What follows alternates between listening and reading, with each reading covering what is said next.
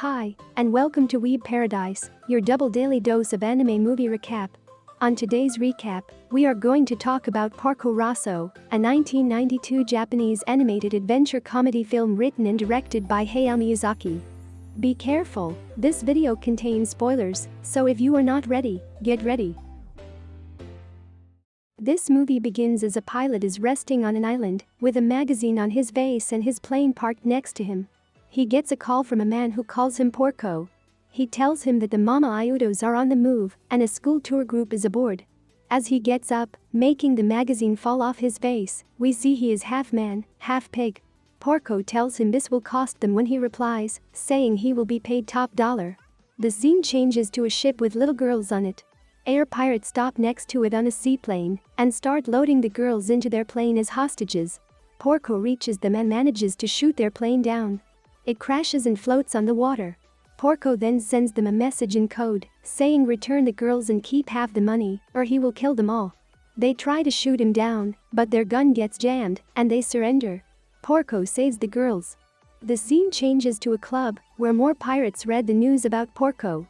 They're discussing a plan on how to stop him, when an American man with them, Curtis, shushes them so he can listen as a woman sings in the club. The singing continues as we see Porco flying to a mansion named Hotel Adriano. He enters the club, making the pirates mad. Reporters rush to him to take pictures and ask questions. Curtis goes to pick them up and drops them in chairs, telling them to listen to the music. He then goes to sit with Porco.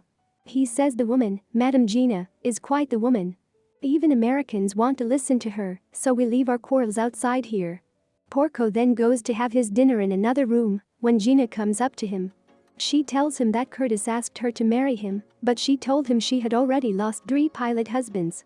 They drink together as she calls him Marco, saying he's the only one left from the old days.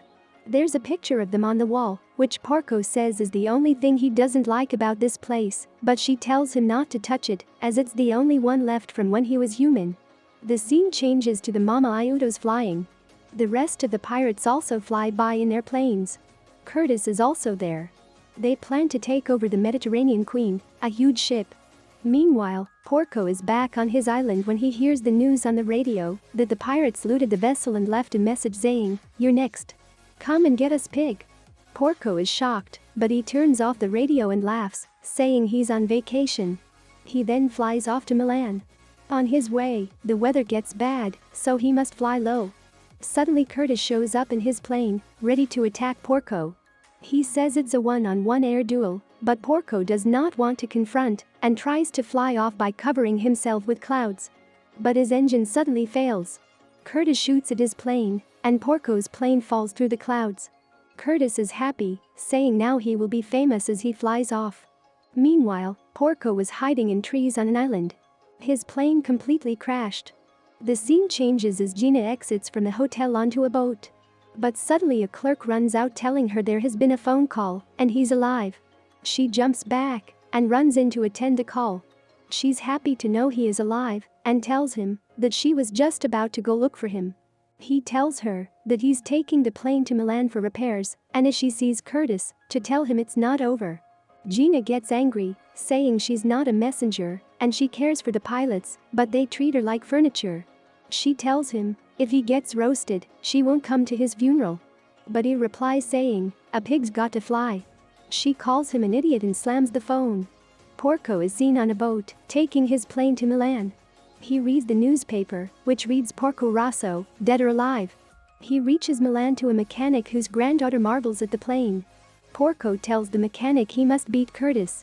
As he pays the mechanics, he asks where his sons are. He says that they left to find work. Porco then asks who will design the plane, and the mechanic replies Vio, his granddaughter. Porco is shocked that the little girl will do it. Porco gets up and starts putting the money back, saying he will go somewhere else. Vio walks in and stops him. She asks if it's because she's young or a girl. He replies, saying it's both. She reminds him that he was 17 when he did his first solo, and she's currently 17. She says if her design is no good, he doesn't have to pay them.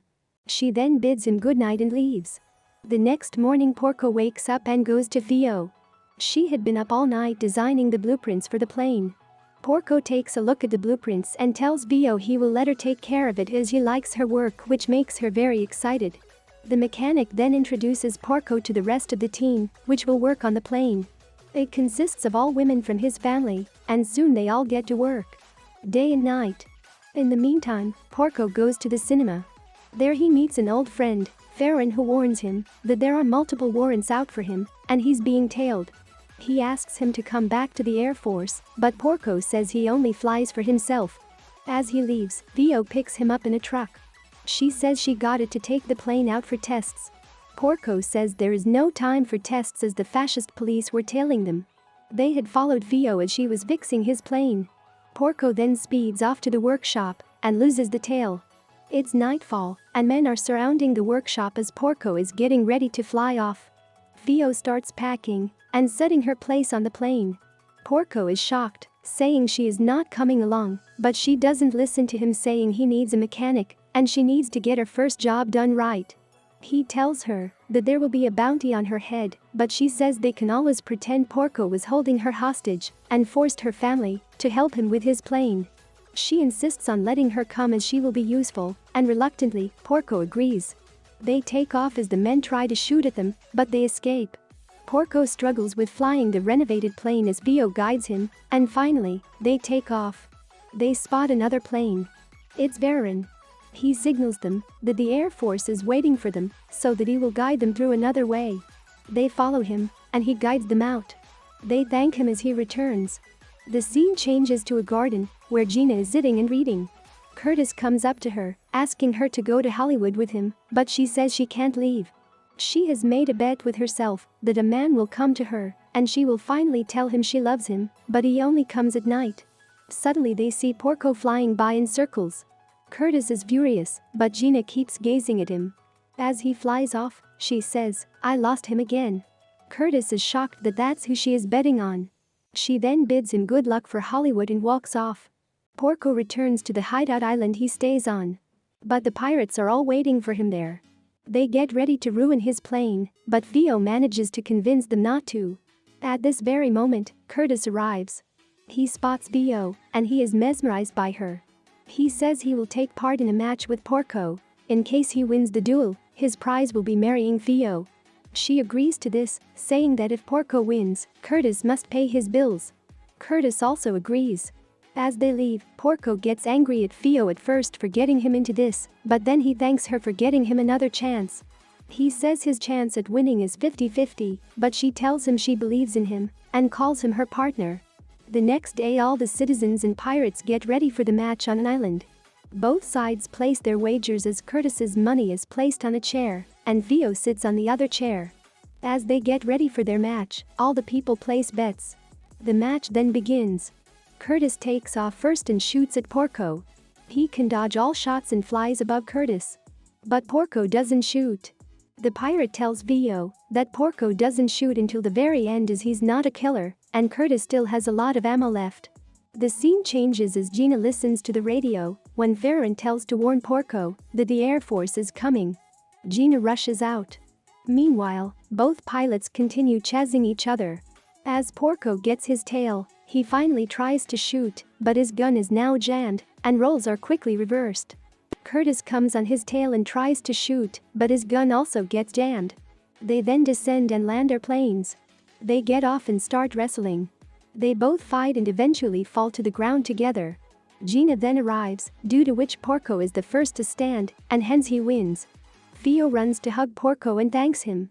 Gina tells everyone that the Air Force is coming, so everyone needs to clear out. All the pirates leave, and Vio collects her money. Porco then picks her up and puts her in Gina's plane, telling her to take this girl to the normal world. Just before flying off, Vio kisses Porco. Curtis then suddenly notices Porco's face. He asks him to show his face, but Porco runs off to his plane, not showing his face. In this final scene, Vio narrates she never got to see Porco again and went back to her normal life in Milan, and this brings our movie to an end. 2 anime recaps per day. 1 early in the morning to wake you up, and 1 mid-afternoon to take a break after your work. That's my motto for this channel, so I am counting on you to subscribe and press the bell icon. And if you want me to recap a specific movie, let me know in the comments, I'll make sure to satisfy you. Have a great week, and see you next time, nerds.